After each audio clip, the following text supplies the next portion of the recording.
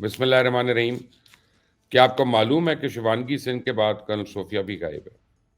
شیوانگی سنگھ کے بارے میں تو اب ہندوستان میں کافی چہمگوئیاں یہ ہو رہی ہیں کہ وہ مر گئی ہے، لیکن کرنل صوفیہ کہاں غائب ہے؟ بلکہ کرنل صوفیہ ہی نہیں، اب اس کا خاندان، اس کی بہن، وہ بھی ٹارگٹ ہے پورے کا پورا. آپ کو اب یہ تو پتہ چل ہی گیا ہوگا کہ بھارت میں مسلمان ہونا اور اس کے بعد مسلمان عورت ہونا یہی سب سے بڑا جرم ہے. چاہے اس کے بعد جتنا مرضی بڑا عہدہ ہو، وہ مجرم ہے.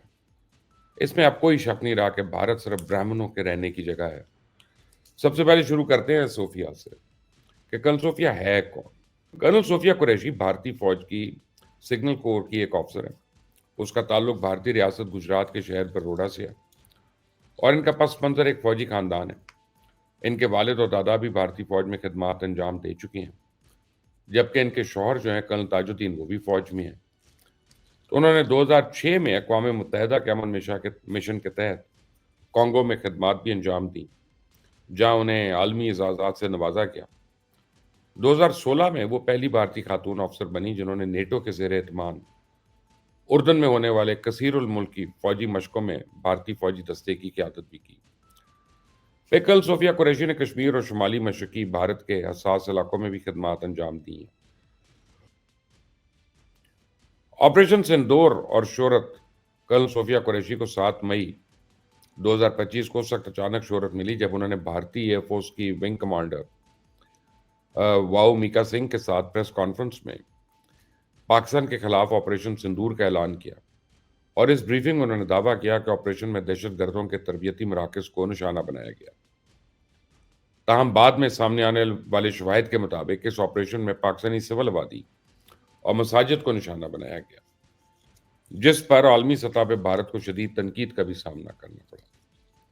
یوں آپریشن سندور کے بعد کرنل صوفیہ قریشی کو بی جے پی اور آر ایس ایس کے حلقوں کی جانب سے تنقید اور مذہبی تعصب کا نشانہ بنایا گیا. حتیٰ کہ ان کی جڑواں بہن، جو کہ بائی پروفیشن ایک فیشن ڈیزائنر ہے، اس کو بھی سوشل میڈیا پہ نشانہ بنایا گیا. مدھیہ پردیش کے وزیر کنور وجے شاہ کے متنازع بیان پہ سپریم کورٹ نے بھی اظہار برہمی کیا. بعد میں اس وزیر نے معافی مانگ لی. اس کے باوجود کرنل صوفیہ اور ان کے اہل خانہ کو مودی کے روڈ شو میں زبردستی شرکت پہ مجبور کیے جانے کی اطلاعات بھی سامنے آئی. یوں مذہبی امتیاز اور سیاسی تنازعات نے ان کی شخصیت کو متنازع کر دیا. اسے یہ کہہ سکتے ہیں کہ بھارت میں مسلمان ہونا اور عورت ہونا آپ کا سب سے بڑا جرم ہے. چاہے آپ نے جتنی مرضی خدمات انجام دی ہوں، قربانیاں دی ہوں، بھارت صرف برہمنوں کے لیے ہے. آپ دیکھیں بی جے پی کے سینئر رہنما مدھیہ پردیش کے وزیر وجے شاہ نے کرنل صوفیہ قریشی کو دہشت گردوں کی بہن قرار دے کر نہ صرف اس کی ذات بلکہ ان کے مذہبی پس منظر کو بھی نشانہ بنایا. اور اس بیان کے بعد بھارت میں مسلمانوں کے خلاف نفرت کی ایک نئی لہر سامنے آئی، اور سوشل میڈیا پر بھی کرنل صوفیہ کو مذہبی تعصب کا نشانہ بنایا گیا. کرنل صوفیہ تو نہیں آئی، پر ان کے اہل خانہ کو مودی کی ریلی میں بلا کر ان سے زبردستی گل پاشی کروائی گئی. تو تضحیک اس قدر کی گئی کہ فوج سے آوازیں آنا شروع ہو گئی. میجر جنرل شرواستے و دیگر نے کہا کہ کرنل صوفیہ قریشی جیسے آفسرز جو ہیں وہ قوم کا فخر ہے، اور سیاستدانوں کو فوج کی تذلیل کا کوئی حق نہیں ہے.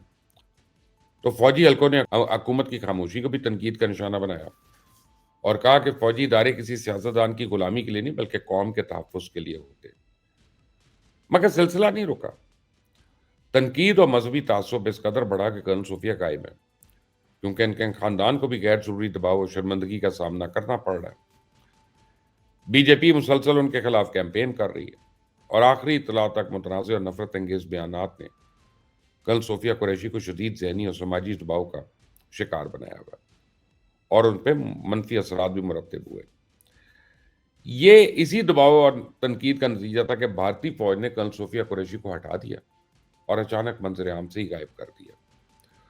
انہیں مزید پریس بریفنگز یا نمایاں فوجی سرگرمیوں میں شامل نہیں ہونے دیا. ایک تو سب سے بڑی وجہ یہ ہے کہ آپریشن سندور کی ناکامی اور عالمی سطح پہ بھارت کی سبکی. ابتدائی طور پہ کرنل صوفیہ کو عالمی میڈیا میں بھارت کے ایک آرنامنٹل چہرے کے طور پہ پیش کیا گیا، خاص طور پہ اس لیے کہ مسلمان تھیں اور فوجی ترجمان کے طور پہ پیش ہوئی. تاہم آپریشن سندور کے بعد سامنے آنے والے شواہد سے پتہ چلا کہ بھارتی فوج نے دہشت گردوں کی بجائے پاکستانی سول آبادی اور مساجد کو نشانہ بنایا تو اس پہ عالمی سطح پہ بھارت کو شدید تنقید اور سختی کا سامنا کرنا پڑا. تو پاکستان کے جوابی اقدامات اور امریکن ثالثی سے بھارت کو پسپائی اختیار کرنی پڑی، جس سے بی جے پی حکومت اور فوجی قیادت کی ساکھ متاثر ہوئی ہے. آپریشن کی ناکامی کے بعد بی جے پی اور آر ایس ایس نے اپنی خفت مٹانے کے لیے ترجمانوں پہ دباؤ ڈالا. اب بھارتی میڈیا نے بھی اس معاملے میں دوگلا کردار ادا کیا. کل صوفیہ قریشی کے آپریشن سندور میں بطور ترجمان شرکت کو ابتدا میں ایک مثبت اور قومی فخر کے طور پہ پیش کیا، خاص طور پہ ان کے مسلم ہونے کی وجہ سے. تاہم جب آپریشن سندور کی ناکامی اور پاکستانی سول آبادی کو نشانہ بنانے کے شواہد سامنے آئے تو بھارتی میڈیا نے بھی اس معاملے پہ تنقید شروع کر دی اور حکومت اور فوج کی کارکردگی پہ سوالات اٹھائے. سیاستدانوں نے بھی اس معاملے کو سیاسی ہتھیار کے طور پہ استعمال کیا. خاص طور پہ بی جے پی کے رہنماؤں نے کرنل صوفیہ پہ مذہبی تعصب کی بنیاد پہ حملے کیے، جس سے معاملہ مزید متنازع ہو گیا. سوشل میڈیا پہ کرنل صوفیہ اور ان کے خاندان کو نشانہ بنایا گیا، جس نے ان کی ذاتی اور پیشہ ورانہ زندگی پہ منفی اثرات مرتب کیے. تو اب خلاصہ یہ ہے کہ بھارتی میڈیا اور سیاستدانوں کے بیانات نے کرنل صوفیہ کے معاملے کو نہ صرف قومی بلکہ بین الاقوامی سطح پہ متنازع بنا دیا.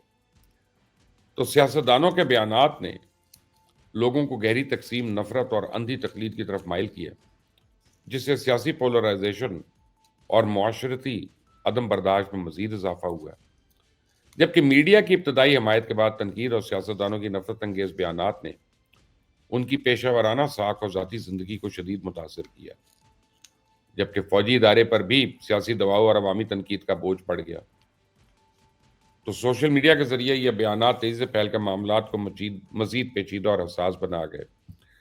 لیکن سوال یہ ہے کہ شیوانگی سنگھ کا، تو اب اتنے دن ہو گئے شیوانگی سنگھ کا پتہ نہیں چل رہا، بلکہ ان کی فیملی کا کہنا ہے کہ ان سے بات تک نہیں کروائی جا رہی.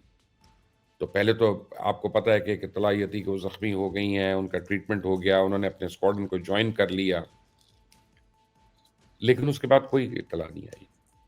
یعنی سب کچھ سمجھ آتا ہے کہ ان کو پس پردہ رکھا ہوا ہے، ان کو لائم لائٹ سے آؤٹ کیا ہوا ہے تاکہ مزید گفتگو نہ ہو، ان سے کوئی نہ کوئی میڈیا والا نہ پہنچ جائے. لیکن یہ کہ ان کو اپنے والدین سے اور گھر والوں سے بات کرنے کی اجازت نہیں، یہ بات کچھ ہضم نہیں ہو رہی ہے. تو اب انڈیا میں اکثر لوگوں کا خیال ہے کہ شیوانگی سنگھ جو ہیں وہ ہلاک ہو چکی ہیں. تو کرنل صوفیہ مرزا جو ہیں وہ الحمدللہ حیات ہیں، لیکن انڈر گراؤنڈ ہیں. اور شیوانگی سنگھ کا ہمیں یہ بھی نہیں پتا کہ وہ زندہ ہیں یا ان کا کریا کرم ہو چکا ہے. آپ مجھے اس بارے میں اپنی رائے ضرور دیجیے گا، بہت امپورٹنٹ ہے. کامنٹس میں اپنی رائے دیجیے گا. اس چینل کو سبسکرائب کریے گا، بیل آئیکن کو پریس کریے گا تاکہ مزید اپڈیٹس آپ کو خود پہنچے. اللہ حافظ.